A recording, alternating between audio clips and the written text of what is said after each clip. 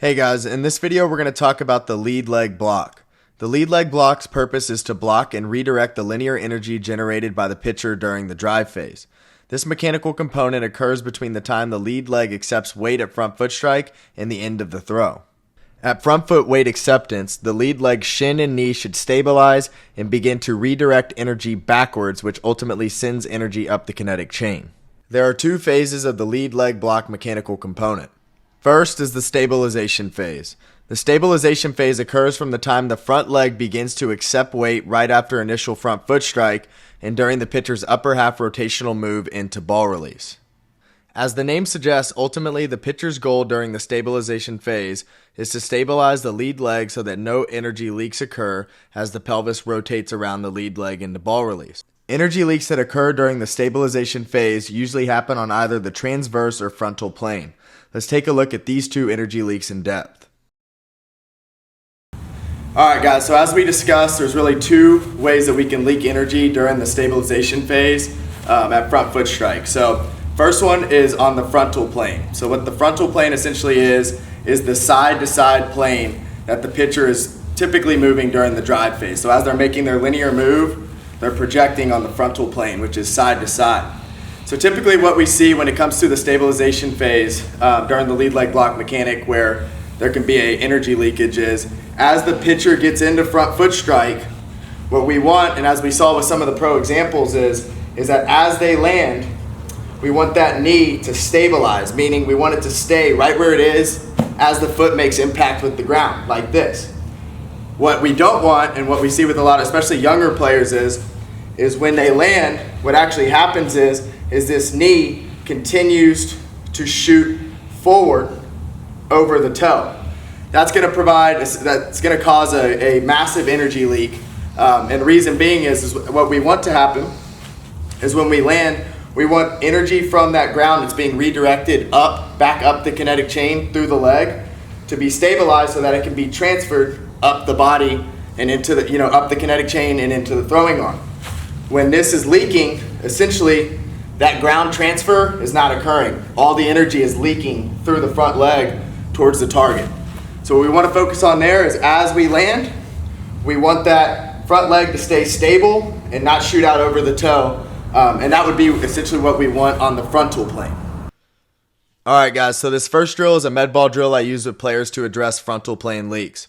I use a hurdle like you see in the video to ensure the player isn't leaking energy on the frontal plane as they land into front foot strike. If the player is leaking energy, they will knock down the hurdle. What I really look for here is that the player is landing close to the hurdle, stabilizing with the lead leg, and then redirecting energy with the lead leg backwards as they go into knee extension. In this next drill, I'm performing a modified roll-in throw using plyo balls where I'm focusing on landing, stabilizing, and then redirecting energy with the lead leg. The movement in this drill occurs on the sagittal plane, but I find this drill really helps athletes key in on the stabilization of the lead leg. Again, I like to use a hurdle for this drill to ensure the athlete isn't leaking any energy such as bowing the front knee forward. Alright guys, so second energy leak that we oftentimes see with pitchers during the stabilization phase of the lead leg block is we see an energy leak on the transverse plane. And what that is, think of the transverse plane as your rotational plane. So we had frontal like we discussed, which is our side to side. Now we're talking about transverse plane, which is our rotational plane. So essentially what a energy leakage on the transverse plane would look like, and kind of some of the common things that we'll see with players is energy leaks on the transverse plane oftentimes occurs with players that do not rotate their pelvis and hips effectively into front foot strike, meaning they're still closed when the front foot strikes the ground, right? So that would look something like this. Oftentimes what we see with those players is their knee is essentially closed off, pointed, kind of towards like the right or the third base side dugout. What we really want is the knee to be, pointed at a minimum as at the right-handed batter's box or, pointed at the target. So what we'll oftentimes see is the knee is closed off, and as a result of the player not rotating the pelvis into front foot strike, all their rotation occurs after front foot strike. So what happens is the knee, remember, we want it to land, stabilize, and just maintain right there, right, as we rotate, right? So it looks something like that. When we land closed, what happens is as we rotate, the hips and pelvis continue to rotate, And what happens is that front leg begins to fly open like this. So instead of it staying stable as we rotate and allowing that energy to direct from the ground back up the kinetic chain, it's all leaking through that front leg as it's continuing to rotate as we open up and clear the hips and pelvis, which are already delayed. So that's the second big energy leak we see is on the transverse plane. It's something very critical that we would address with pitchers very early on if we saw a big energy leak there, as it can really limit velocity in throwers. All right, guys, for time's sake, I'm just going to show you guys one drill example for addressing transverse plane energy leaks, but here I'm performing a lasso drill variation. As you can see, I have a hurdle placed behind my lead leg so that if I continue to leak energy on the transverse plane, instead of stabilizing and redirecting energy backwards with the lead leg, I would knock over the hurdle. This is one of my favorite drill variations for correcting transverse energy leaks because I believe the lasso throw variation with counter rotation really pushes the extremities of transverse rotational forces on the lead leg. The second phase of the lead leg block mechanic is what is termed as the lead leg Paulback.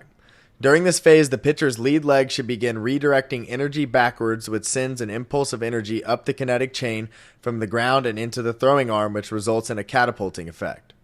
As you can see here with the pros displayed on your screen, that each one of them is redirecting energy backwards with the lead leg as they rotate through ball release and into deceleration.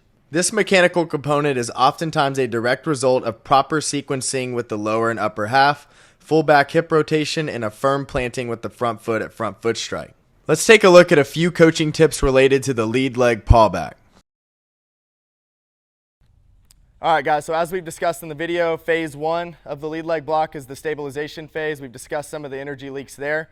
Now let's get into the Paulback mechanism. So after, the pitcher lands at front foot strike and they stabilize with that lead leg, essentially what we want is as the player is rotating in to ball release and through into deceleration, we want that knee to go from knee flexion to knee extension.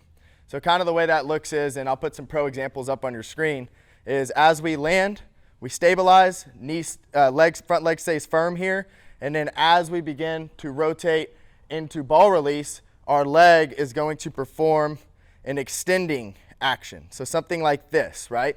So as we're going, we land and we extend into ball release. And it's hard to do when you're not doing it in full motion. That's why it looks a little awkward here, but I'll put some pros up.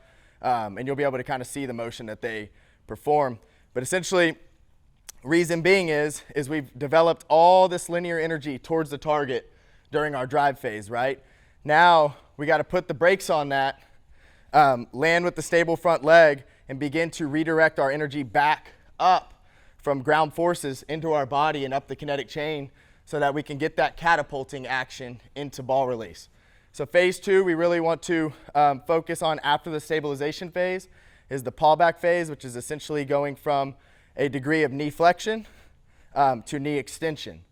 Now, what we oftentimes will see with players that struggle with this, with the Paulback mechanism is essentially they're landing with too low of a degree of knee flexion into front foot strike, meaning that their knee is really bent like this.